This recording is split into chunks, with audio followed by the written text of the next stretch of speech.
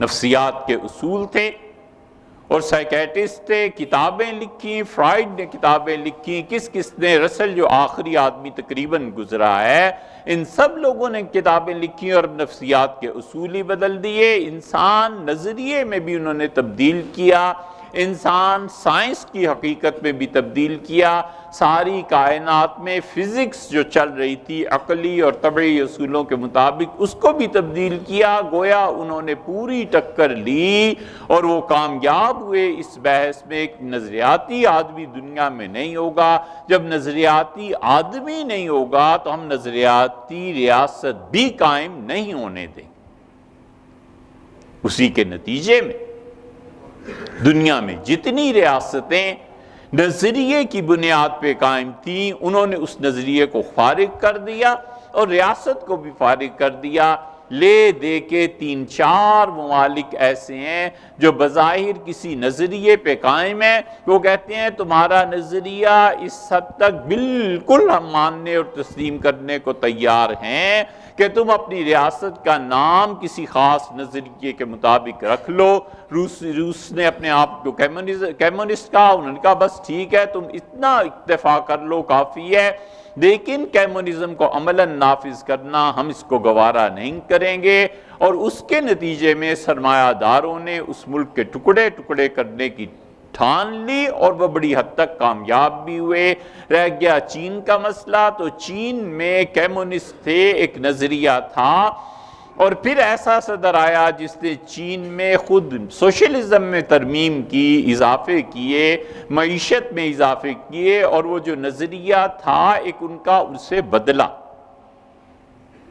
ہر ایک نظریے میں اصطلاحات ہوا کرتی ہیں، مثلاً سرمایہ اور محنت، مثلاً آجر اور اجیر، مثلاً نفع اور اس کے مقابلے میں محنت، مزدور، کسان اور اس کی محنت اور اس کو جو اجرت ملتی ہے وہ، اور فرد اور ریاست، یہ ساری اصطلاحات ایسی ہیں جو کمیونزم میں پڑھائی جاتی تھی، ہم نے بھی پڑھی اور ہم نے بھی اسے دیکھا ساری چیزوں کو۔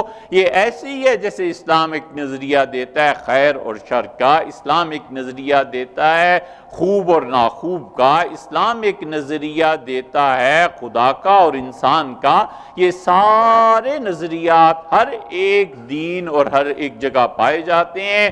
نتیجہ یہ نکلتا ہے اس کا کہ اپنے نظریوں کے تناظر میں دیکھتے ہیں، اپنے نظریے پہ قائم رہتے ہیں۔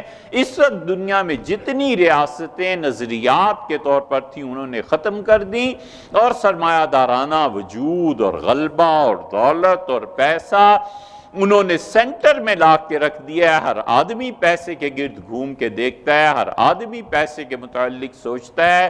وہ نظریاتی آدمی اگر 2-4 رہ گئے ہیں تو وہ پاگل خانے چلے جائیں یا گوانتو ناما بے میں چلے جائیں، ان کا دنیا میں وجود اب برداشت ہی نہیں۔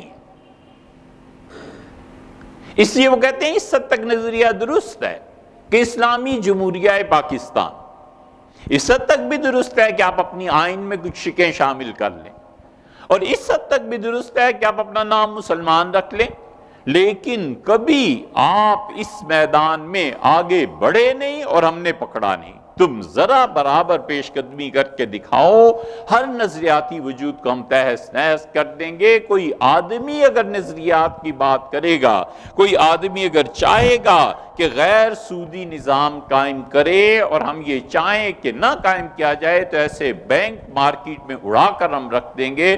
تم ہوتے کون ہو جو کسی بھی نظریے کو پروموٹ کرو؟ یہ شاخسانہ ہے۔ اس نظریے کو، اسلام کو پروموٹ نہ کرنے کے اسباب خود ہمارے اندر ہیں، خود ہم نااہل ہیں یا وہ اپنا کام کر رہے ہیں، اس کے فیصلہ کرنے کی بھی ضرورت ہے اور اسے سمجھنے کی بھی ضرورت ہے۔ مگر کانٹے کی بات یہ ہے کہ ریاست کبھی بھی قائم نہیں ہوتی جب تک کہ اس کی رٹ اور قانون نافذ نہ ہو، اور فرد قائم نہیں ہوتا جب تک کہ اخلاقیات کے معیار پہ پورا نہ اترے۔ انہی افراد کے اخلاقیات کے ساتھ رہتے ہوئے مجموعہ قوم بن جاتا ہے، اور حکومت جب اپنی رٹ نافذ کرتی ہے تو پھر ریاست کا تحفظ ہوتا ہے۔